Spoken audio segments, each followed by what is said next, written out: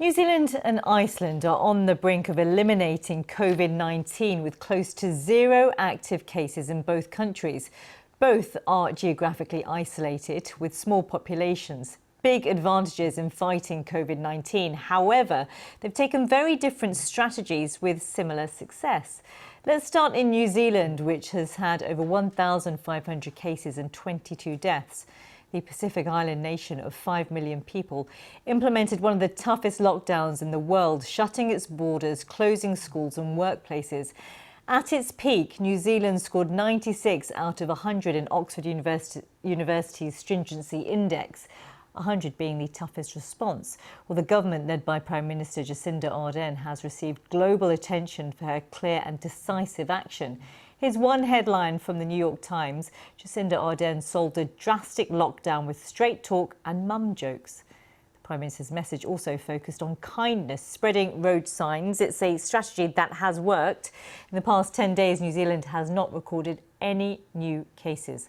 Well, according to this study by New Zealand's Otago University, it's on track to declare itself COVID-free in 3 weeks' time.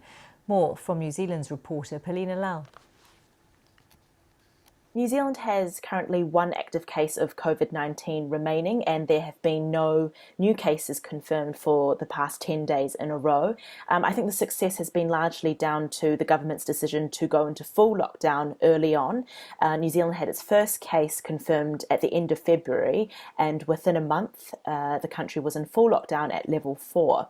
What this meant was only essential services were running, so hospitals, pharmacies and supermarkets. Everything else had to be closed, including any takeaways or food delivery services, and people were urged to stay home.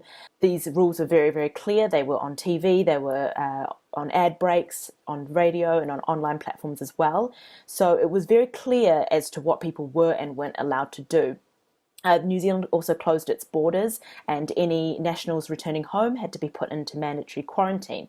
This meant that the government could contain the cases, track any new ones and alert those who were affected, and eliminate community transmission. So when this was achieved, we moved out of level 4 lockdown and into levels with fewer restrictions. We've now been in level 2 for just over 2 weeks, and the economy has more or less opened up again. Everything is back up and running.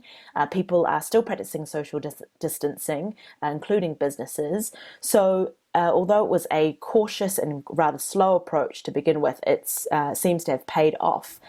Paulina Lau there. Well, New Zealand's strategy isn't the only successful one. Iceland, which has had 1,800 cases and 10 deaths, went down a different track.